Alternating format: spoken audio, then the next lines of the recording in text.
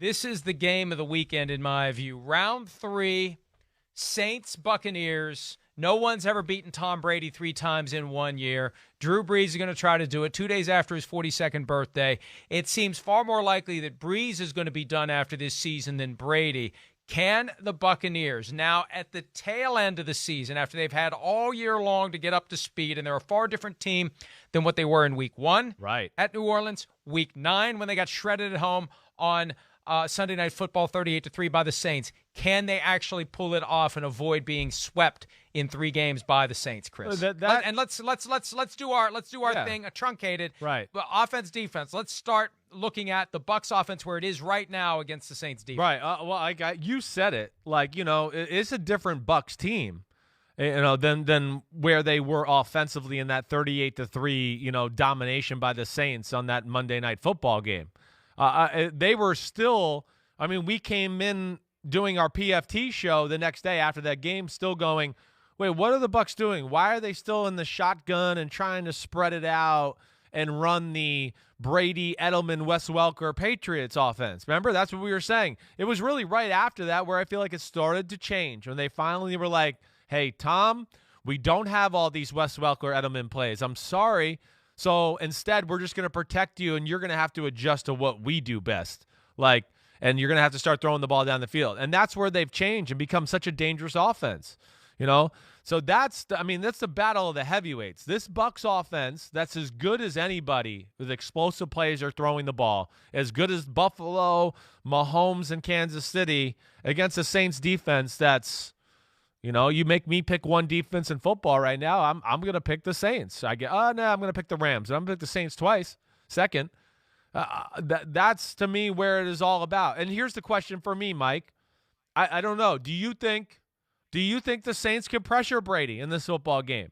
Do you think their front four can get there against the way Tampa's protecting right now against Brady? What's your thought there? Well, look at what the Tampa Bay offensive line was able to do against Washington. I know. And we expected that Tom Brady was potentially going to have the kinds of issues we've seen in past playoff games where it's fallen apart. The Super Bowl losses to the Giants, that ugly loss to the Jets in 2010. Just a few weeks after, the Patriots had splattered the Jets managed to get the pressure up the middle. Pressure up the middle, pressure up the middle. That's the key. It's not around the edges. It's up the middle. You have to disrupt it. You have to get right at him. I don't know if you just can't. Who in the world can function in the pocket when they are blasting right through the middle in your face? You're not going to be able to function. I don't care who you are. You got to have the mobility to run out of the pocket, which clearly Tom Brady doesn't have. So that's the key. And if the Bucs were able to shut down Washington, they should be able to slow down the Saints and give Tom Brady time to throw the ball. I would think so. I'm with you there too. And they've just made a concerted effort to always do it. They bring in extra offensive tackles to play the tight end position, and they have 6 offensive linemen pass protecting. So he feels like he's in a fortress at times. So that is going to be key. And then because of that, I'm with you. I think they're going to be able to protect him with just a 4-man rush. So now the Saints, okay, you're going to blitz and do some things and be creative. All right. I don't know. We'll see. The way Brady's throwing the ball and those weapons are catching it, that's going to be scary. So I think that's going to be very interesting. And to me, I think we hit it. That's the theme of the game. Can they get pressure on Brady? Are they going to have to compromise everything to blitz and then leave Lattimore and those guys one-on-one in the back end? If they have to do that too much, they're playing with fire, and they could certainly get upset. All right, other side of the ball, Saints offense, all their weapons back, firing on all cylinders. Can the Buccaneers slow them down? I don't know if they can. I don't. Like we talked about the last few weeks, when you can block the Bucs blitzes, you can gash them in the pass game. And the first that 38-3 victory, this is where I worry about the Bucs. The 38-3 victory, Mike, going back and watching that a little bit, the Bucs tried to play coverage and be conservative early, but Breeze and them just picked them apart. And then it became, okay, we're going to blitz and try to get in your face. And they had a little success, but then once the Saints kind of figured out, okay, they're changing their approach, they blocked it up and still picked them apart. So that's where I don't know. The Bucs defense is the big question mark to me in this football game. It really is. And the Saints offense, it's real good. I don't think it's great. Breeze's ability to make plays and do things like that, it's still certainly a question mark, but I think they've been trying to be more aggressive throwing the ball down the field to a degree with Drew Brees. But I don't know, Mike. How do you feel about that? Do you think the Bucs can match up with them and slow down the Saints offense?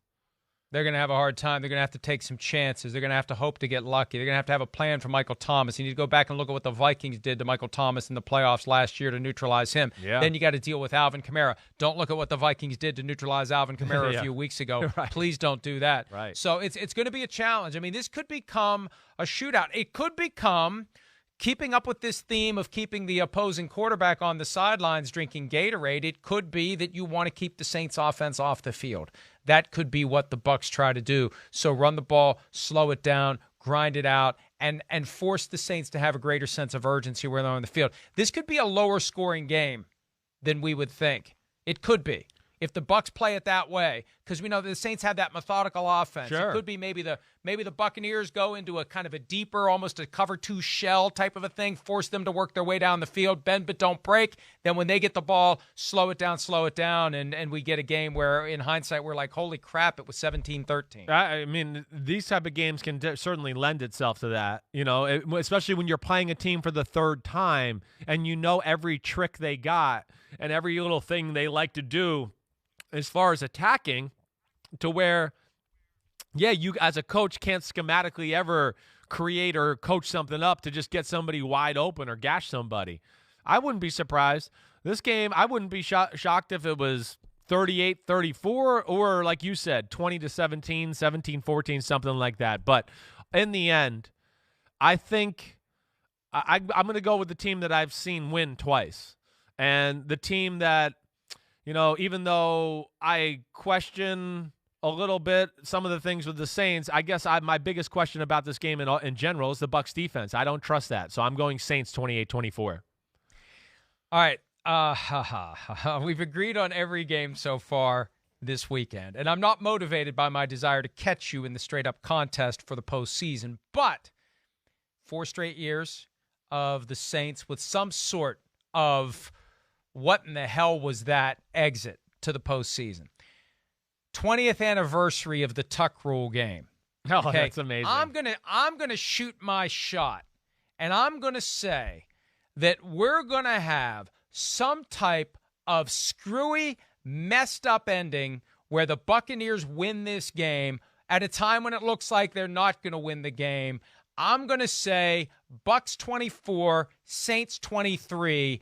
And there's going to be something about this that makes us say, holy crap, but a word other than crap. That's my shot. I'm rooting for that. I want that. We want that last game to be memorable, and it likely will be the last game of Drew Brees. Man, if there's karma in the universe, it should go the other way around. It just, 20-year anniversary.